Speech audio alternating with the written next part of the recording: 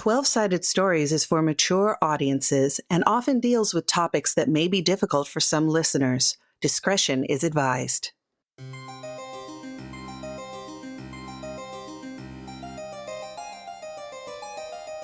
Hello, and welcome to 12-Sided Stories' actual play of Bluebeard's Bride.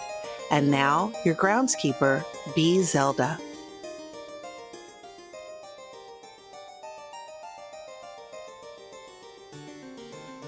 Hello and welcome back to yet another episode of Bluebeard's Bride on 12-Sided Stories. I am your current host, B. Zelda. My pronouns are they, them, and we are jumping into the game of Bluebeard's Bride. We have our fabulous cast of players who have their personas defined, set aside, set against each other, but we're going to go around really quickly to figure out who we have at this table and who they are playing. Starting with Pooja. Hello, I am Pooja and I am playing the Virgin.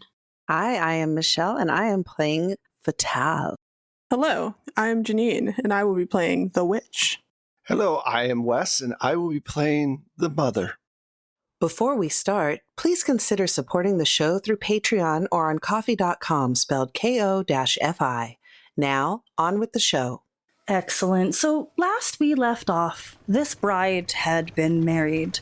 It might not have been the most idyllic wedding that she had imagined for most of her childhood, but nonetheless, she was swept away in a carriage with Bluebeard at her side, his large hands encompassing her small ones. You felt the calluses rub up against yours, and the road underneath you was bumpy. Neither of you said anything to each other as you drove down the dirt path all the way to his manor. Now, some would call it a manor. Some with old-fashioned views would call it a castle, with spires crafted out of old stone. This building that Bluebeard called home was immense. There were a lot of windows stained with glass and designs that couldn't quite be discerned as you approached it. There was a massive garden outside to the left, and at the entrance there was an enormous double door with a young man standing outside dressed in black. As you arrived, Bluebeard signaled to the driver to slow down, and with his hands upon yours, he looked deep into your eyes. My bride, it is with a deep heart that I must tell you that urgent business has come to my notice, and I must depart immediately. Fear not, for we will consummate our marriage yet. But until then, and he plunges his hand deep into his coat. Now you notice this wasn't the coat that you gave him for the wedding, but nonetheless, he pulls out a ring of keys and presses them into your tough hands. These are the keys to every room in my manor. Visit each as if it were your own, as you are now the mistress of this house. But, and he impresses upon you the smallest key of them all, do not enter my private room. There will be consequences if I find out you have. And then, with a quick kiss on your forehead, he pushes you out of the carriage and drives away. All right, welcome home, everybody. So, the way this works is there is a ring, and there is only one ring. This is going to go around to each of the players because whoever holds the ring, and this is so much fun when you can do it in person because we'll pass around like a physical ring, but they are the one who controls the body of the bride. Now, you can all talk internally to each other, but there is one person who is the driver, who is the speaker. So I'm trying to think, is there anybody who would like to volunteer for that position right now? Nobody ever wants to volunteer for this position. All right, Should we rock, paper, scissors? What, with 4 people? Yeah. Just go through each one. You knock someone else out, and then the 2 or whoever remain.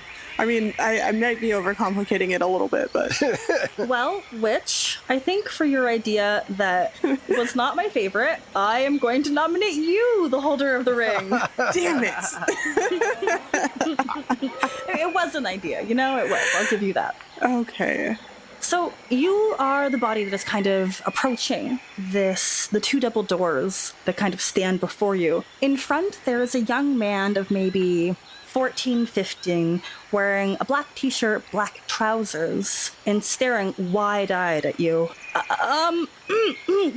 Greetings. I'm supposed to say, welcome to your new home. And your name is? What? My name? Am I am I in trouble? No, of course not. Hi. Hello. Thank you for welcoming me. Yeah, I'll open the door for you. Do you have any luggage? I hand over my carpet bag to him, like, gingerly, like, all of my worldly possessions.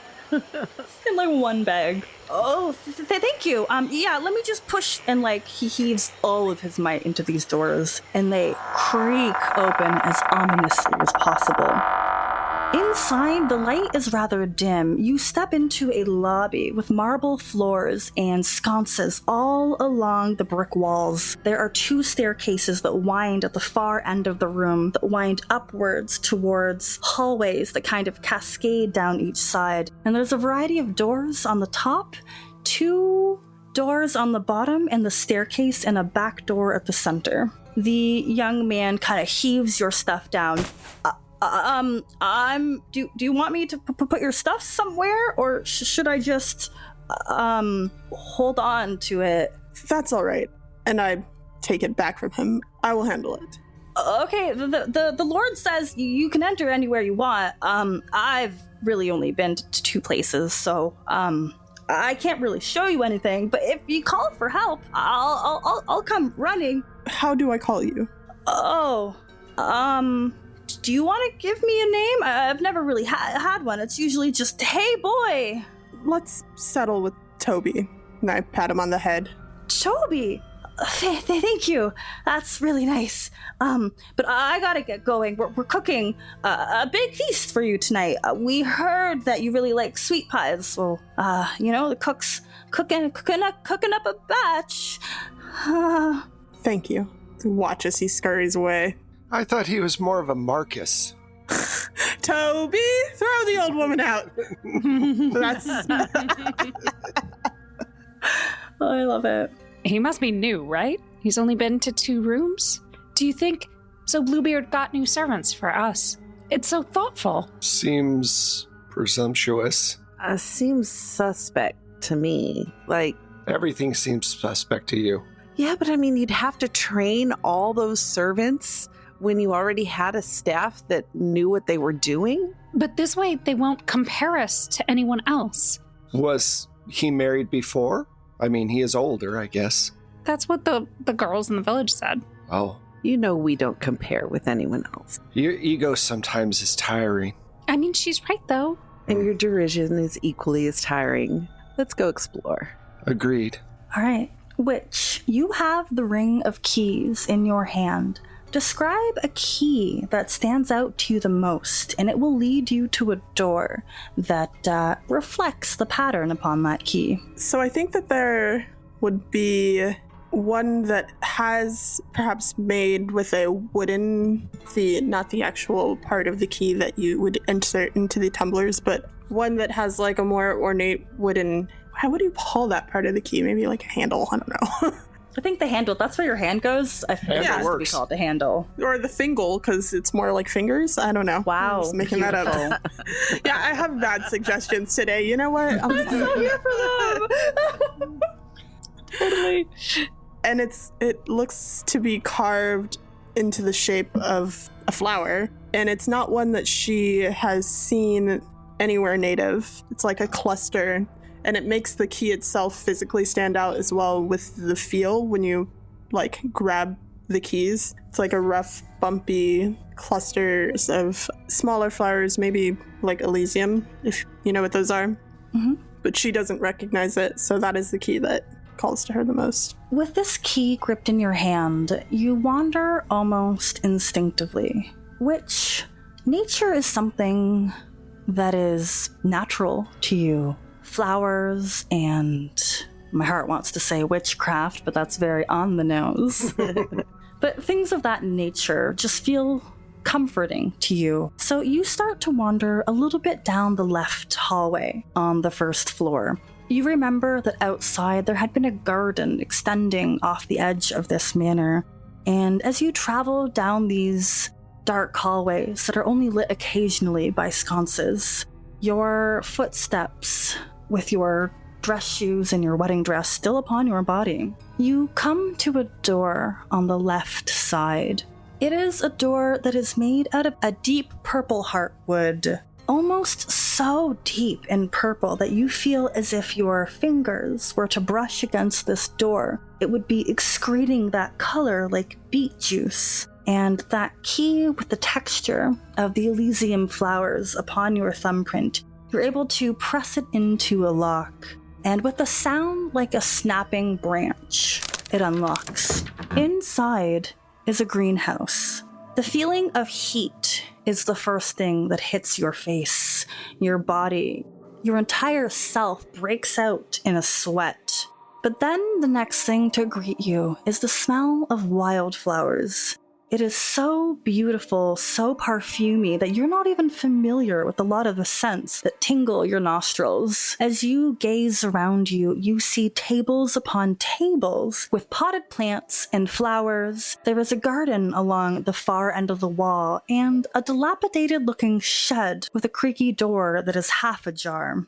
Now, while we are all in the room, I want everybody on the Roll20 sheet to take a look at what the moves are. So we have something called maiden moves. Maiden moves is something that anybody can do independent of who holds the ring. So any one of you could care for somebody that you come across in this room. Any one of you could investigate a mysterious object, be it some of the plants, the garden in the corner, or the shed. And all of you can take stock of a tense situation to ask a question of what's happening.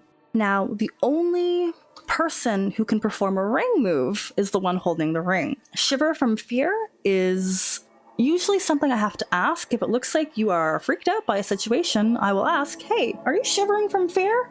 And be honest, and there might be consequences. When you have the ring, you can caress a horror. This is to roll with blood. It will help dissuade what was intended for you to another victim in the house. You can dirty yourself with violence, which is pretty self-explanatory. Cry out for help, maybe little Toby can come running, or you can give up the ring, and that is just passing it to somebody else, and that will make you immune from trauma when you give up the ring. So, witch, you stand inside of this small greenhouse that is radiating heat. The earth underneath your feet, if you're wearing heels, your heels are absolutely sinking in deep. The earth is fresh, like it has been recently turned. What would you like to do? Upon further just a general inspection of what else is growing here, I think I take off my shoes and approach the shed to investigate the mysterious object that is. Fabulous. You can ask 2 questions. Which 2 would you like to know? What memories does this item hold? And I suppose this is more granular, but why did Bluebeard keep this item? Okay, so keep the second question in mind because sometimes answering the first one might inform upon the second. So what memories does it hold? As you take off your beautiful shoes and you hold them with your index finger and your middle finger, you amble across this earthy ground and you feel it kind of squishing between your toes, getting underneath your toenails, which is nothing new to you. But what does stand out is as you start to approach that shed, the beautiful floral scents that first assailed you is starting to be overcome by a smell of rot. And as a farmer, you are not unfamiliar with the smell of a dead body. Dead possums, dead squirrels, dead Livestock. Yep, thank you. That makes more sense. So you've experienced this, but what you are smelling smells like that, but so much worse, with just the undercurrent of some wildflowers to cover it up. So as you get close to the shed and you look at it and wonder what memories does this item hold, you hear a groan from the inside and you reach out with your calloused hands and you touch the surface of that broken door that is hanging ajar off of this shed, and you get a flashback of screams, not too dissimilar to the screams of an animal when it's being put down. You know, you've had 3 horses in your village, and you had to hear the sound of that 3rd one being put down. It's a sound that you've heard before, but you've been grateful enough to have never had to witness it. But you do know that sound, and in these memories, the sounds keep going, and there is thumping. There is the sound of glass breaking. And as you move your hand away from the edge of this shed, those screams start to emit. What second question would you like to know still? Are you okay? You seem hesitant. Well, the question I want to go with is whose item is this, but maybe how does that... Do you more want to know who might be in there? Yes. There's someone in there. Your curiosity, as that voice inside your head tries to check in with you, gets the better of you. And with one dirty foot, you take another step forward. And the screams inside get louder. They sound like somebody's in pain. As you tilt your head and try to listen closer, you can hear the sound of fingernails scraping against wood. And finally, you hear the gasp of a woman. I can't breathe. What would you like to do? And your sisters can help out with any of the maiden moves if they have any questions. But ring moves are only you, witch. What, are you okay? Are you all right? I want to know what's in there. Well, we have to go in. We have to help whoever that is. We've just arrived. If one of the other servants or the one of what if it's the greenhouse keeper and then they died while Bluebeard was away? I can't. I need help. Which I feel you should open the door. Open the door. I shove it open. With the little bit of light that you're able to provide after this door practically falls off of its hinges, inside you see a floor that is covered in white. You can't quite tell what it is without further investigation. There is a woman whose body is incredibly thin, and you can see every one of her bones protruding from her body. Her knobby hands are clutched around her throat, and her face is turning a shade of purple, not too dissimilar from a flower that you spotted outside. She gasps for air as one of her hands claws nail tracks down her flesh, and the other is clawing in the wood to pull herself out of the shed. I would like to care for someone. How can I'm gonna get you out of here. You have to find my baby. They're in here. I need them. Don't, just leave me alone. At this point, I take stock and I'm looking for the horror that is hidden here. As you were stepping through this small greenhouse area, there were plants that you had seen on those tables that you did not recognize. There was nothing incredibly odd about them when you kind of walked past them, but when you replay that memory in your head, there was something too thick about the plants. There was something too unplant-like about them. And you replay walking by them, there was something purple, there was something almost pale, there was something brown. And then you remember digits, and you know that this woman's baby might still be alive, but it is being grown in one of those plants behind you. What is that? And I reach out to the plants for one of the digits, and I introspectively ask the mother, what is this? My baby! He took my baby! He said I couldn't grow them. As if... And she starts to choke again. I've never seen anything like this, but we must take these plants to her, I guess. It seems like the only way to show her. Maybe she'll be able to...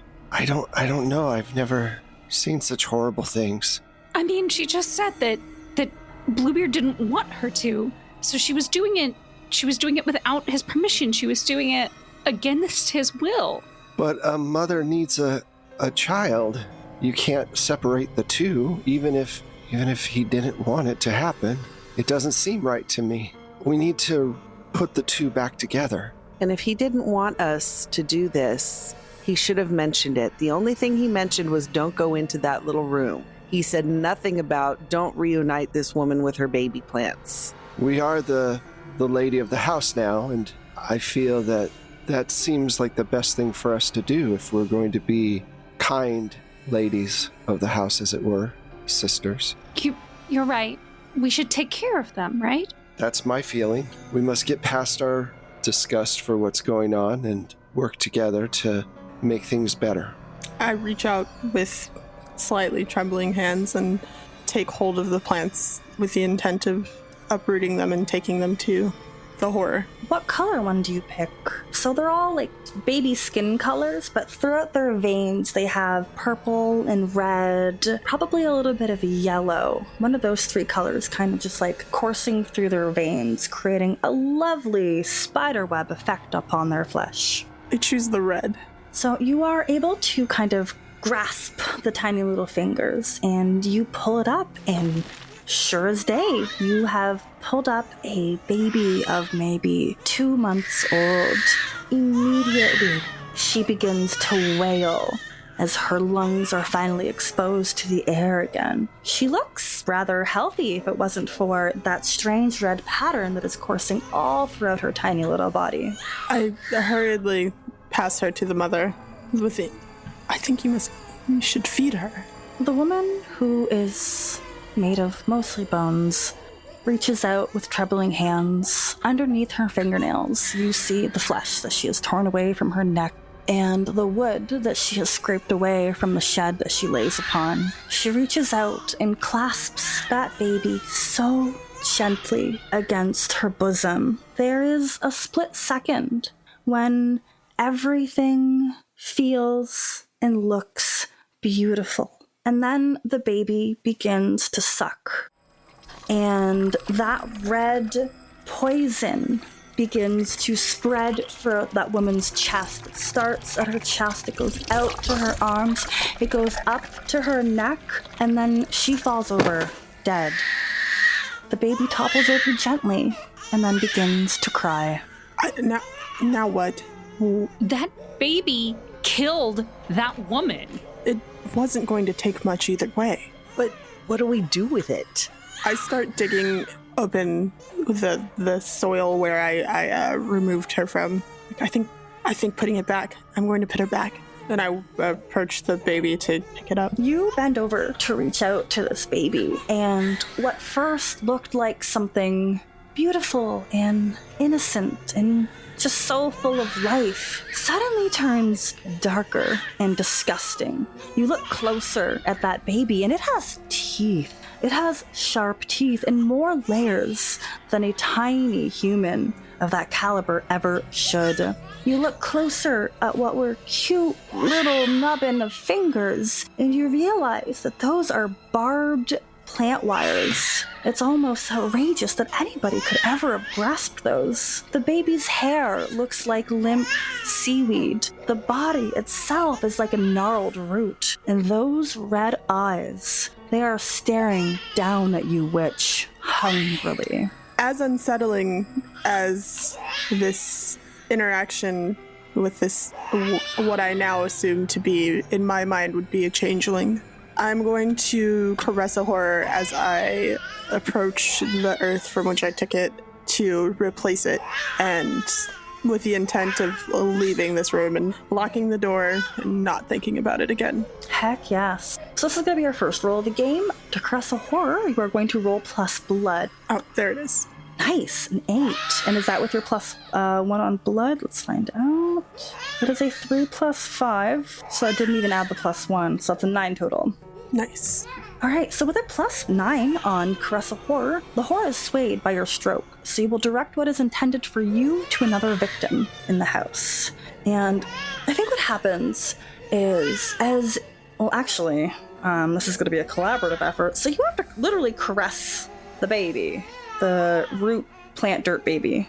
How do you go about this? So I pick it up from the juncture of where like the neck and shoulder meet with an attempt to make sure that I don't get bitten. Okay, and it's screaming hungrily, wailing. And as I pick it up and bring it, like crook my arm to bring it closer to me, but not so much that it would be resting against me, I start to rub its stomach in like a soothing circular motion like you would an actual baby. And I'm hushing it. Shoot. This is incredibly effective. There's a moment of silence, and it does become quite apparent as you look down that the white floor covering was bone dust, as there are bones that have still not quite disintegrated around you. But the baby is starting to be soothed until it hiccups a little bit. And now you did roll a 9, which is a mixed success, so it does need you to participate. I'm just going to take this as a hard move a little bit, because you're soothing it. And while babies are often easy to soothe, they are also disgusting. And with one more hiccup, this baby projectile vomits this combination of blood and poison that it had been growing inside of its body. It strikes the shoulder of your dress, and it burns through the cloth and starts to singe your flesh, so it starts to smoke a little bit. But before you're able to completely absorb what had just happened, you hear clattering outside of that shed as the babies inside of the other terracotta plants begin to emerge. And there is the pitter-patter of footsteps as the door outside opens and closes. The baby in front of you looks at you and hiccups one more time and spits up a little bit more of that gross concoction. I need you to mark 1 trauma, please, and your sisters can decide if they should take that too. I'm definitely taking one. Yeah. As mother, I don't feel that I really want to like help babies, but these babies are like demon Pikmin and I just can't. Yes, Pikmin! I did not want to go over there. I'm not doing it. Nope. This isn't my fault. Love. All right, Fatal. So to leave this room, you can propose a truth. When you propose a truth about the room, detailed what you think happened in here. Who did it happen to and why? And then I need you to tell me what token you're going to take that support your interpretation of what has happened here. This was a servant who was meant to be the gardener, but she, like all the previous servants who were gardeners before her, went mad. And it was because of these little plant babies. They mesmerize the people and they make them their servants to the point where they will gladly die for these demon plant babies.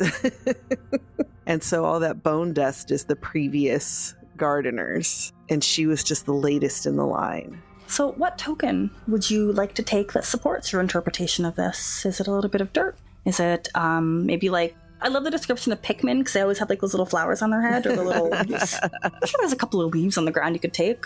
Yeah, I think probably like if there's one of those purple flowers that's sort of dried, I would take one of those. And will this be a token of faithfulness where you do believe that your husband is true and faithful and there is nothing wrong afoot that he could have anything to do with? Or do you believe that he's a dick and he had a lot to do with this? That's hard because he did tell her not to grow these things.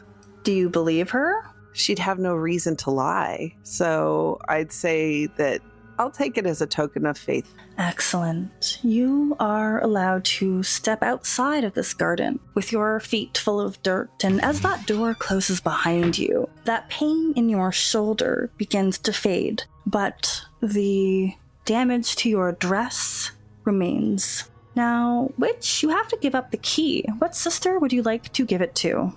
I think the mother, just to inject some reason into this situation, despite thinking of her as the hot-headed scene maker for moments where moral ambiguity comes into play.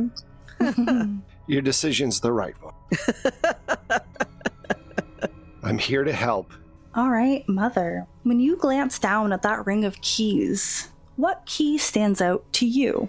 A long silver key with an interwoven pattern that ends in a, like, Bluebeard's family crest. Ooh. And it's the cleanest and shiniest of all the keys. With this key in mind, your feet begin to walk, and eventually it leads you out of this hallway and down another. This hallway is more appropriately lit. There is a red carpet down the center with golden fringe, and at the very end of this hallway is a wide double door with a silver handle. It has almost snakeskin pattern. The entire door looks like it has been chiseled and beautifully crafted with these intricate designs that reflect Bluebeard's crest. You are able to enter that key, and it turns like a spoon clinking against a wine glass. The room opens, you enter, and the door closes behind you. Inside here is the dining room. The color palette is very white and silver. There is an incredibly long table with beautifully polished silverware and plates and glasses that line the table. The tablecloth is a white and silver fringed cloth. The floor is made out of marble with silver flecks that create a reflection as the overhead chandelier with over 200 candles lit overhead create a beautiful shimmering shadow that covers the floor beneath you. You notice immediately the detailed cutlery that is on the table. On the far end of this incredibly long table, there's a woman who sits on the end, probably 40 feet from you. On the side of the room, there is a display case that is made out of silver legs and almost a woven design that goes all around it. But the glass makes it clear what's on the inside. And there are a lot of curious artifacts that represent Bluebeard's travels.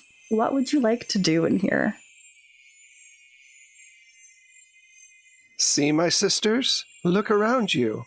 This is what we deserve. A beautiful hall, a place to eat and raise children. This is much more aligned with what we should become accustomed to. It's very beautiful. It is. So is that woman over there. True. Let's go talk with her. So I make our way over there and introduce myself. Hello, you are? There is a stern-looking woman seated on one of these red leather chairs, and she is wearing a clinging silver dress with an intricate necklace. Her hair is done in a beautiful kind of updo with silver wire wrapping all the way around the top. She tilts her head with a chin that is held high. Who am I? Who am I? I am the most beautiful woman of this entire house, and you cannot tell me otherwise. Have you seen yourself? Look at your feet! Those are disgusting, and that dress? You dare come into this dining hall with a dress filled with holes? Who do you think you are? Why, I'm the lady of the house, of course. Ha! No lady would wear something as atrocious as that. And your hair, your braids are coming out, your makeup is smudged, and that body. What? Your body is disgusting. Have you looked at yourself? But I've never had anyone say otherwise, that I'm not attractive. I am saying otherwise. Well, She's just jealous. She wants Bluebeard for herself. It's obvious that some servant, or maybe he hired her to be a hairdresser or to take care of our makeup, and she's putting on airs. This is very classic. It seems like something that who's been working under a man for all of these years, or however long she's been here, would say. Just like Bluebeard, talking about how ill-fitting the dress is as if he couldn't afford to pay a better tailor. What if she's the one who he asked to tailor it? It's obvious that she believes she should be the lady of the house. So I look at her sternly after taking counsel from my sisters, and I say, I asked you a question. What is your position here? My position My position is to make sure that you are an appropriate fit for Bluebeard. Take your dress off. Let me see what you look like. Are you a seamstress? Does it matter who I am? I am telling you what to do. And if you wish to be an appropriate bride for Bluebeard, you will listen to what I say. Have you not looked upon me? Do you not want to look like this? Not really. I've always been happy with the way I look. You look like a boy. Bluebeard did not marry a boy. He married a woman with no chest, shoulders like a brick wall, and legs that are thicker than I have ever seen. Okay, so being a farmhand, part of me really just wants to punch her. There's an option for violence. There's always an option for violence. I think that would go against my character, and I'd like to do that because she's pushed me. I'm flummoxed by the way that, I'm flummoxed by the way that she's treating us. And so I'm going to lash out with violence. I love this. All right. Roll and let me know what you try to do. I'm just going to show her what these brick shoulders can do and try to smack her. I rolled a 7. Nice. Okie dokie. So when you dirty yourself with violence, on a hit you inflict trauma as established. You choose one, but you got a 7 to 9. So you're going to choose either disable, silence, or mutilate, as well as let me know if your vulnerability opens you up or your carelessness leaves you in a bad spot.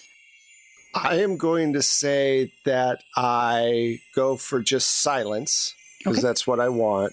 But I'm going to say that it opens me up to my, I guess, vulnerability, because I've done something that I don't like striking. I don't like violence. I'm a nurturer, and this is not the position that I want to be put in. So what does it look like as you silence this person with violence? I take my hand back, swing it as hard as I can against her jaw, and just smack her. And I kind of hit her ear a little bit too. So there's this ring that comes out, a little tinnitus happens in her ear for a moment, and she's dumbfounded and silent. And I look at my hand, it's hurting. I've hit her so hard and it's red. And I feel just absolutely terrible that I've done this. Your moment of hesitation is enough to give her that moment of action that she needs. With that slap mark across her face, she stands up so fast that she knocks the chair behind her. And with that wire that has been wrapped around her updo, she instead wraps that around your throat and begins to tighten. Please mark 1 trauma and let me know if the sisters would also like to take this trauma. I am going to take this trauma. This woman is everything I believe that Bluebeard would want us to become. Mm-hmm. I'm more angry than traumatized, I think. But that's a tough one, whether I take the trauma or not. Because I'm more just like, oh no, this woman's going down type attitude. I agree with Fatal. Most things inflicted by, like, the physicality aspect aren't very frightening, as, you know, retaliation is swift and just in most situations in which there's a question of, am I going to allow this to traumatize me, or will I rise above it? So, no trauma, only rage. Nice. I think that I sense that from my sisters. I know I am out of my depth with this, and I'd like to toss the ring over to Fatal. Fabulous. So you are now immune from trauma. Well, Fatal's deciding she's not having this. So to replay the scene a little bit, you have this metal wire around your throat, and this woman in this silver dress, her face is close to yours, and while she was temporarily silenced, with her mouth close up against your ear so you could feel her gross hot breath, she whispers, I am going to carve out all of the ugly parts on you. Bluebeard will fall in love with you in no time. And she begins to pull tighter on the cable. What would you like to do? Disable them. Yeah.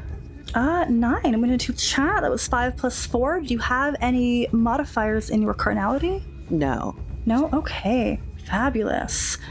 So once again, you can choose, you can successfully disable, but you are also going to decide whether your vulnerability opens you up to trauma or your carelessness leaves you in a bad spot. I think my carelessness leaves me in a bad spot because that was a hot-headed kind of thing. So while she's got the cable around my neck, I stomp my foot really hard down onto her foot to get her to let go.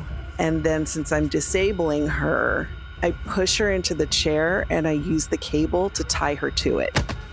You are successful in being able to knock her over, and that length of wire is more than enough to wrap around her wrists as they kind of are tied around the arms of the chair, so much so that you can see like the lumps of her flesh where it's digging into. And this takes a little bit of time so that you don't hear the soft click of footsteps behind you as somebody steps across that marble, silver speckled floor behind you. You don't catch the glint of a kitchen knife as a woman that looks identical to the one in front of you. Oh God, there's more than one. Perfection is meant to be replicated. As she reaches out with those beautifully manicured nails and just starts to carve a slice away at your large shoulders. Please mark 1 trauma, and your sisters can decide if this is on them as well. Yup. Yeah. I definitely caused this. I think the issue of not being prepared for a one-on-one, easy, simple, taken care of. Multiple against myself, I'm usually like, this is manageable, but it's the surprise aspect of not catching this doppelganger behind us that causes the trauma for me. If we had just obeyed from the start, when the woman told us to take off the dress, So that she could cut us. maybe she wouldn't cut us. Maybe if we had cooperated, it wouldn't have hurt so much. She said, I will carve all the ugliness out of you. That was after she started strangling us, but I think that disrobing in front of a woman we don't know, especially a servant, would be immoral. If she's here to help us, then she's here to help us. But why would we disrobe in a dining room for this person? Why wouldn't they take us to a bedroom, a dressing chamber, a bathing chamber, something? A dining room? You're all behaving precisely as you always do. You must think it's clear that there are things here that are trying to hurt us. They are hurting us. Fatal, make it stop. Stop her. Show them how perfect we are as we are. So, Fatal, you do have to give the ring to somebody else because you have performed a ring move. Well, I am going to give it to Virgin. She gonna get us killed. Hold on. Wow. Sacrificial virgin till the end. Classic. I was going to say, though I don't have the ring, I can take stock real quick. And what stalks the bride from the shadows? I try very quickly to discern if there's more than this one extra woman. How do we get away from this woman who's trying to stab us? Or would that be what traps? Well, that's a good point. I feel like they're very close to each other. Or maybe what horror here is hidden. Right. I don't know if it's hidden anymore. Well, there might be other... Yeah, let's do horror. That's true. What horrors are hidden so that I can let the Virgin know what to avoid, because she needs my help. Okay. Yeah, I feel like a lot of these questions kind of overlap in the way that I want to answer. You know, you're able, with that pain from your shoulder and like that hot feeling of blood running down your arm, dripping off your elbow, you are able to kind of survey the room just briefly in that moment of like immediate absorption where you have to kind of take in everything. And you see a lot more of these women, but with that kind of shocked and adrenaline that is coursing through you, you notice that there is always one detail that is off of them. Her eyes are a little bit too close together. Her nose is a little different. Her mouth turns in a different way when she sets it neutrally. But all of these women have the same body, the same black hair tied up in braids, the same manicured hands, and the same silver dress. I'm going to caress a horror. Ooh, all right. right. Give me that roll, and then we'll figure out how you go about that. I did not. Oh dear. That was incredibly bad. So describe to me what your intent was. I was going to... Should have gone with my other instinct. Whatever, it's fine. I'm actually going to reach out with the hand as my arm, like the blood drips down my arm and to my hand, reach out to stroke the side of her face. And is this the woman who is strapped to the chair or the one that is behind you? I'm going to turn into the one that's behind me Okay. and say, it's all right. We're not here to hurt you. We want to learn. We want to become who we need to be. Like spoons hitting the side of a wine glass, you hear the tinkling of laughter all around you, all so alike. And that woman leans her face into your bloody hand and she shakes her head. No. I just need you to stay put. And she raises the hand that held the knife, and she gently draws a line down your cheekbone. I just need you to be as beautiful and perfect as Bluebeard needs you to be.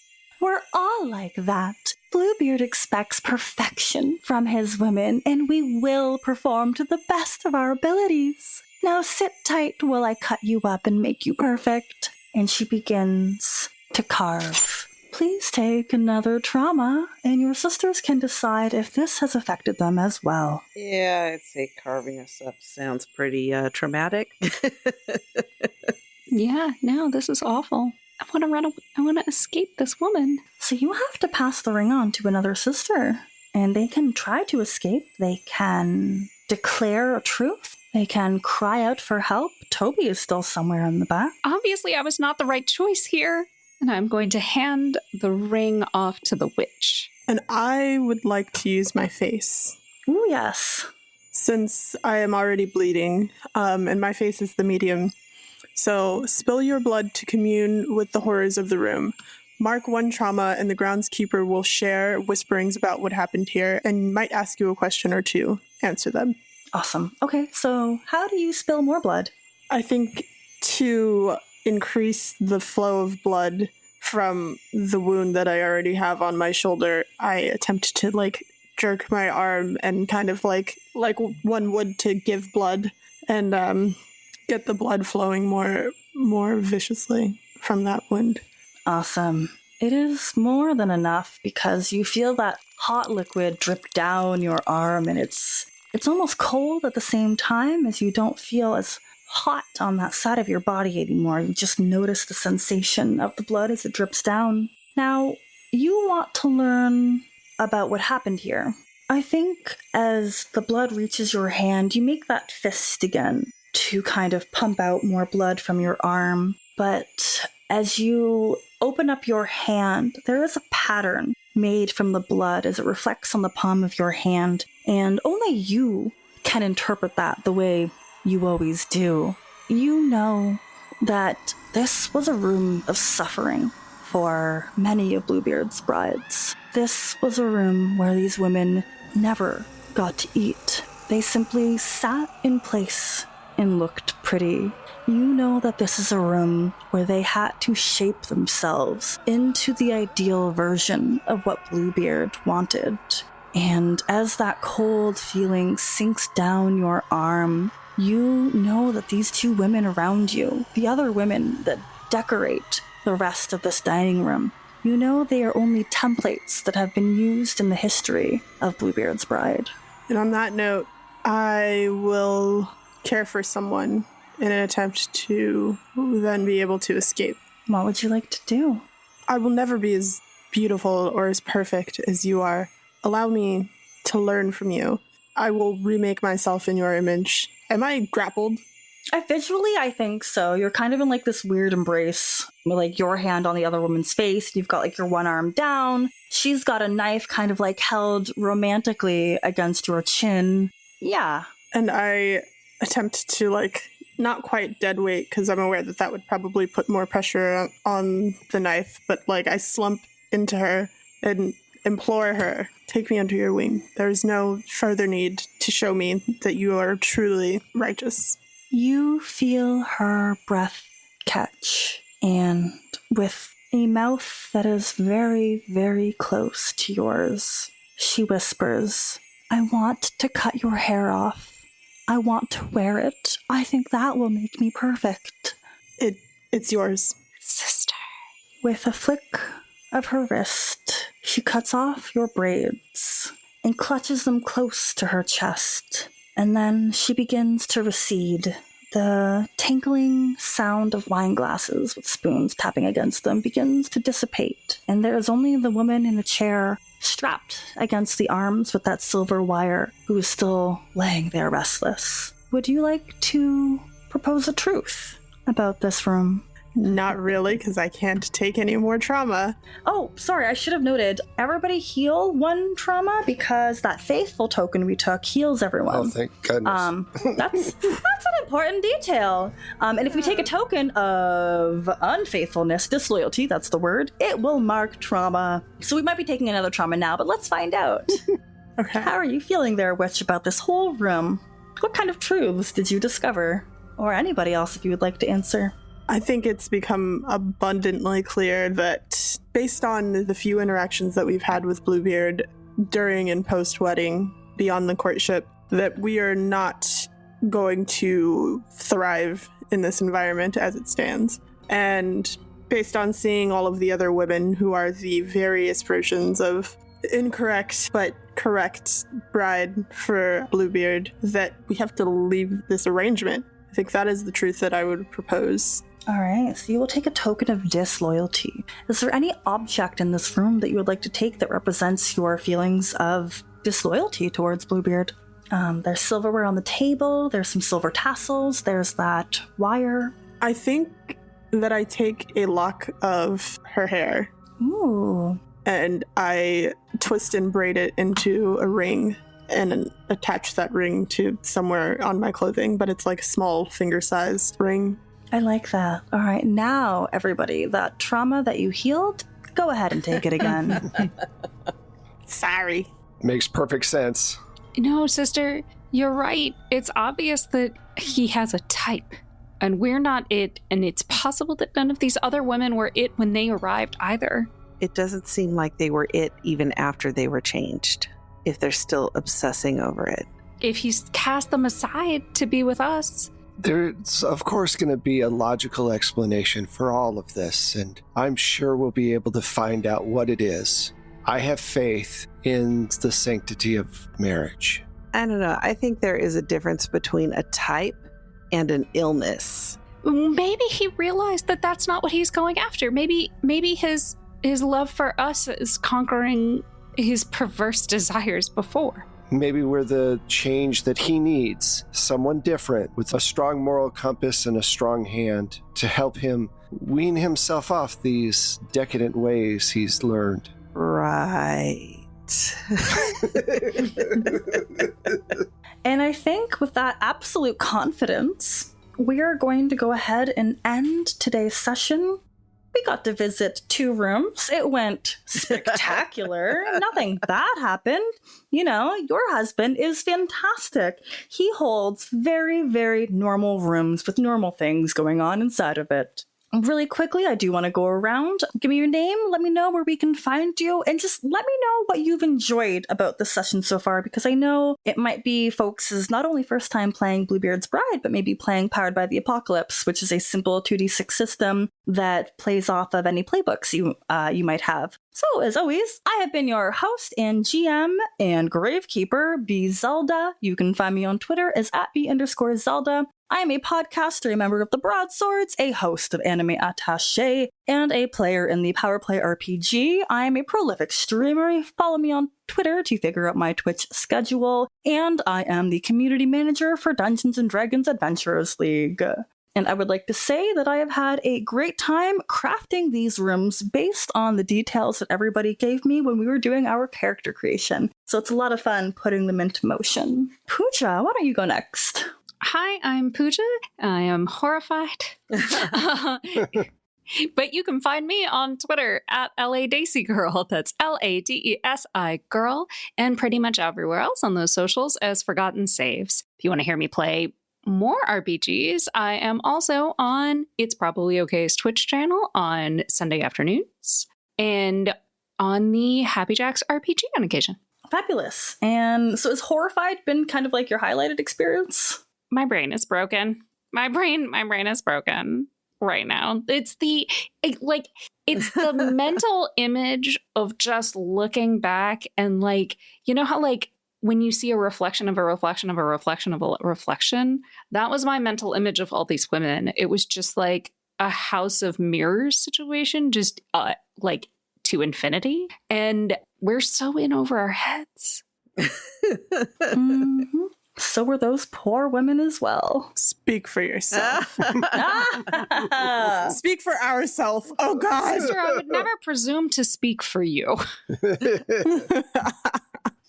With that being said, Janine, where can we follow you on the internet? And what has been your favorite moment? You can follow me on Twitter and Twitch at Blips and Chits. And that's Blips with a Z and Chits with a TZ. I can be seen playing games with TPC on Total Party Chill on Twitch. I'm a few other places here and there occasionally. Yeah. Just follow me on Twitter. I just retweet what people tell me to retweet, and it's usually involving me. So Nice. Cool. I think how dare you take my hair? Oh, yeah. How? Mm-hmm. I get it.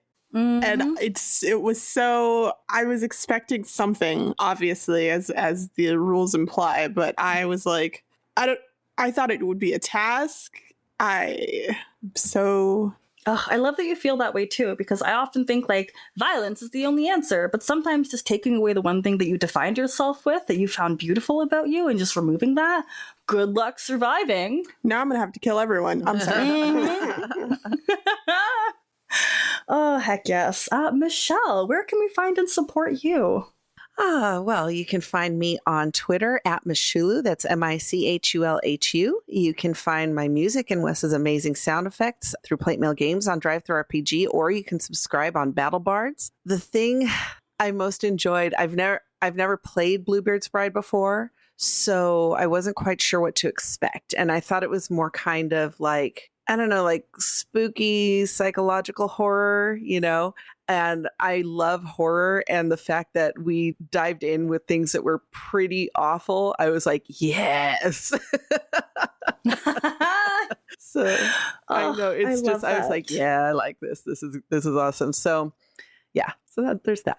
Excellent. This is your kind of game. All right. And then last but not least, Wes, where can we find you? How do we support you and your podcast? Well, you can find me on Twitter under Plate Mail Games. And then for the show, you can find us at 12, the number, and then Sided Stories, or on our website at 12sidestories.com, all spelled out. You can support us on Patreon and Ko-fi.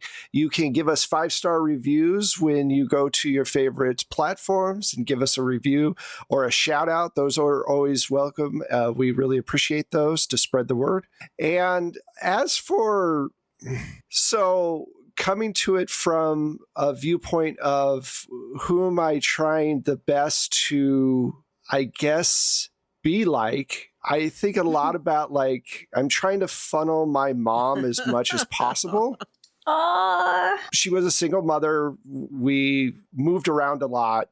And the confidence part always kind of fell in on itself when really like pushed on. So it was hard for me when we did the smack scene, because I was like, okay, I want to make sure that I respond in a way that makes sense, that isn't me trying to be too forward with aggression.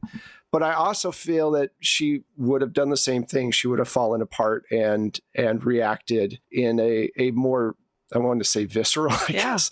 But yeah, so that part, I think overall the explanations that you've been giving and the scenes that you've been setting have been really wonderful in showing a really cohesive kind of mood for the game. And so that has helped a lot with getting out of one's comfort zone and trying really hard to stick the landing as much as I can. So I mean, I loved that moment because up until that point, you've worked so hard to play this very poised motherly figure, and that was the breakdown. You don't insult me in this body I worked so hard on. Right, because I had never heard that kind of critique before, so it really shook my senses. Like, wait a minute, I have never been told this.